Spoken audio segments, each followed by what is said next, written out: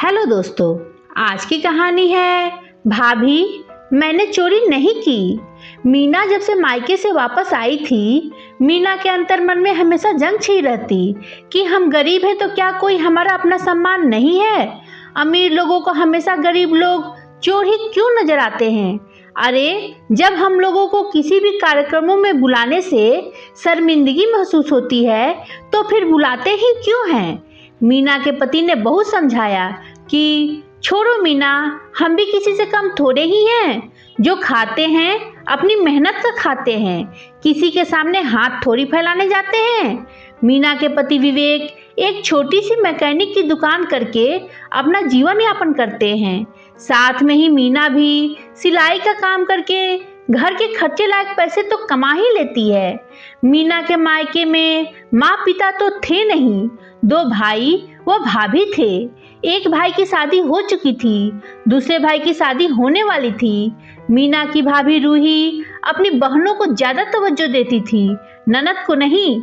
मीना अपने मायके बहुत कम जाती थी क्योंकि उसको पता था मायके में कोई इज्जत नहीं थी। कभी कभी तो 2 साल हो जाता था मायके नहीं जाती। माँ तो थी नहीं जो इंतजार करती। मीना इंतजार करती रहती थी कि काश कभी तो झूठे मुंह से ही फोन करके भाभी कह दे कि दीदी कब आ रही हो मायके। लेकिन मीना की उम्मीदों पर पानी फिर जाता और उसका इंतजार सिर्फ इंतजार बनकर रह जाता। इन दिनों मीना के भाई राज का फोन आया कि दीदी आपको शादी में जरूर से जरूर आना है। मीना के मायके में छोटे भाई की शादी थी।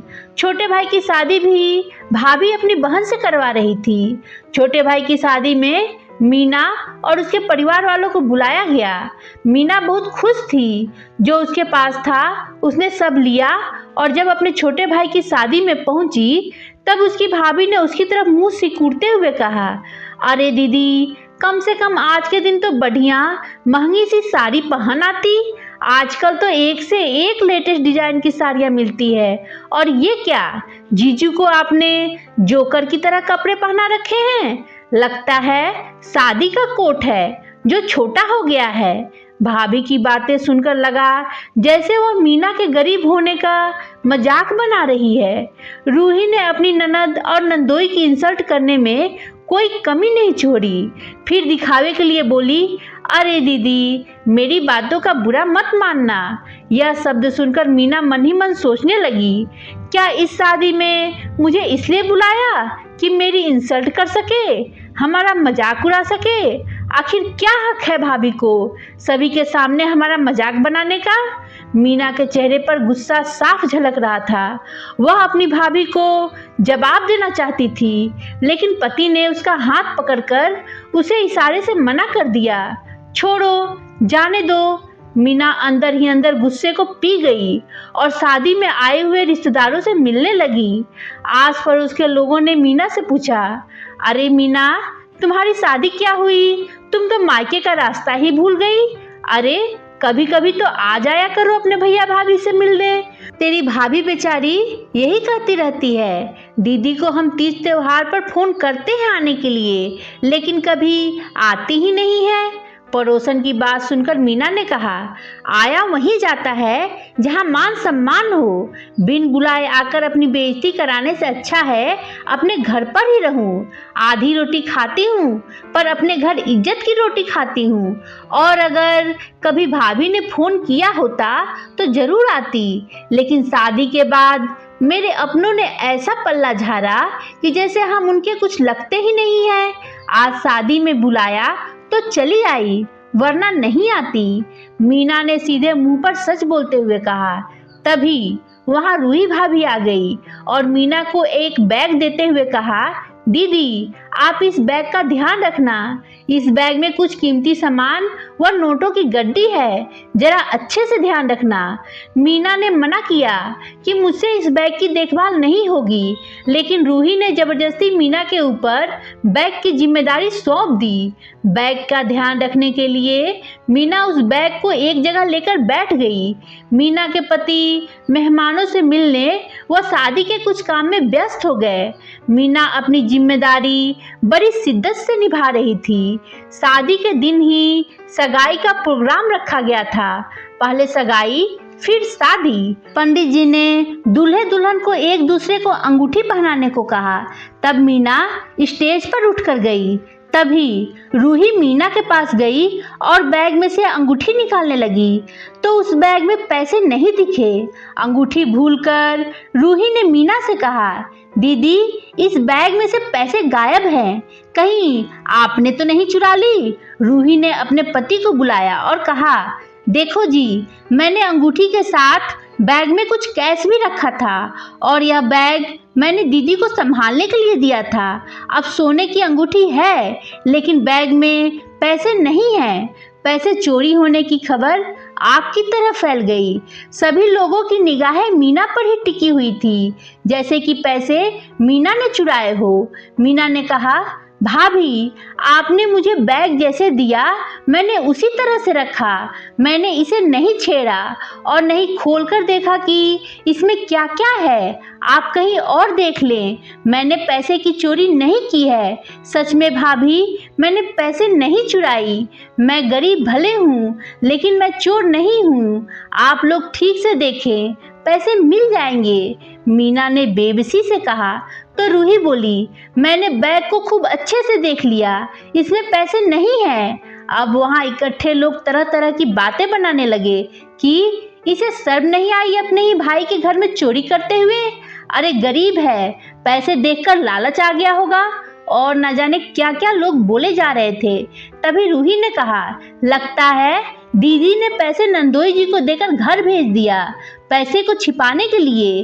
तभी नंदोई जी नजर नहीं आ रहे हैं। शिखा ने नजर घुमाते हुए कहा, सच कह रही हूँ भाभी, मैंने चोरी नहीं की। मैं गरीब जरूर हूँ लेकिन चोर नहीं। आखिर आप मुझ पर चोरी का इल्जाम लगाकर साबित क्या करना चाहती हो? आप सब मेरा यकीन कीजिए, मैंने चोरी नहीं की। मीना चीख चीख कर कह रही थी, मैं चोर नहीं हूँ। मीना की आवाज़ सुनकर उसका पति आया, जो इस सब बातों से अनजान था। मीना का भाई राज अपने ही जीजा की तलाशी लेने लगा लेकिन कुछ नहीं मिला। आखिर पैसे गए तो कहाँ गए?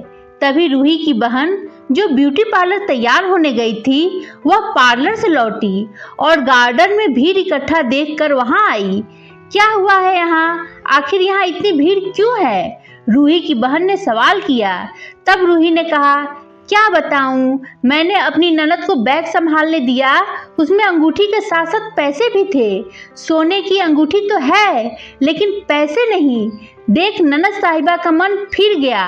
उन्होंने बैग में से पैसे चोरी कर लिया और झूठ बोल रही है कि चोरी नहीं की। तभी रूही की बहन बोली, अरे जीजी, वो पैसे तो आपने मुझे रखने के लिए दिया था, आप शायद भूल गई हो। मैं जब पार्लर जा रही थी तब आपने ही कहा था कि नोटों की गड्डी व सोने के जेवर एक साथ रखना ठीक नहीं होगा, कहीं पैसे इधर उधर हो गए तो आफत आ जाएगी। इसलिए आपने वह पैसे मुझे रखने के लिए दे दिया।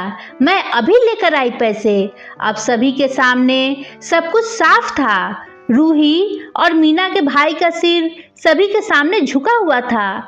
दोनों मीना और उसके पति के आगे हाथ जोड़कर माफी मांगने लगे।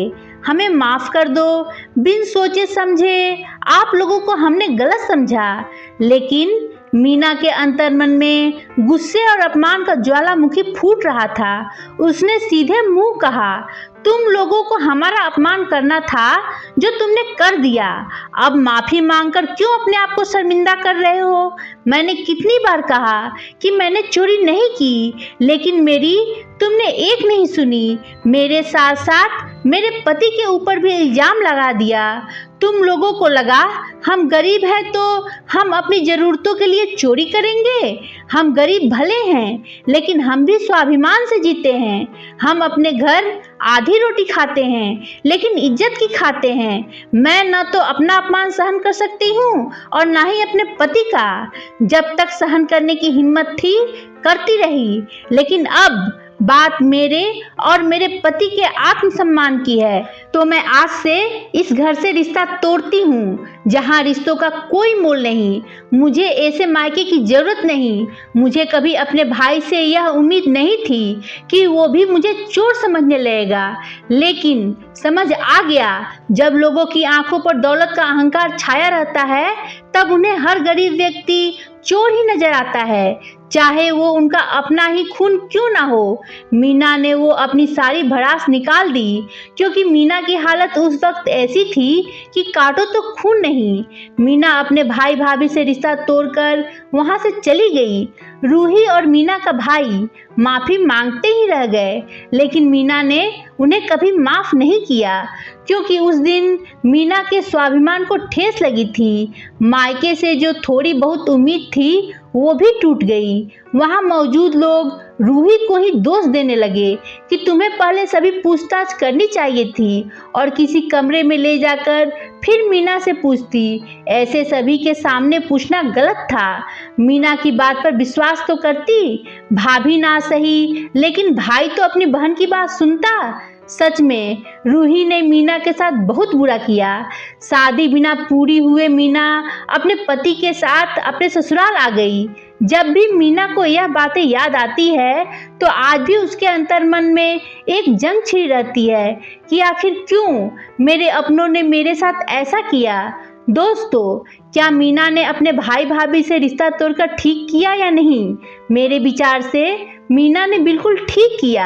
ऐसे भाई भाभी से क्या रिश्ता रखना जिन्हें अपने लोगों पर ही विश्वास नहीं। हर वक्त अपमान का घूंट पीने से अच्छा है ऐसे लोगों से रिश्ता ही तोड़ देना जो सिर्फ दौलत के घमंड में चूर रहते हैं। यह मेरे अपने विचार हैं, क्योंकि हमें कभी भी रिश्तों से ज़्यादा पैसों को अहमियत नहीं देनी चाहिए। अगर सामने वाला कुछ कह रहा है तो उसकी सुने, उस पर विश्वास करें। आपके क्या विचार है इस कहानी के बारे में? कमेंट कर जरूर बताएं। कहानी पसंद आई हो तो लाइक शेयर करें और मेरे चैनल को सब्सक्राइब करना ना भूलें। धन्यवाद दोस्तों।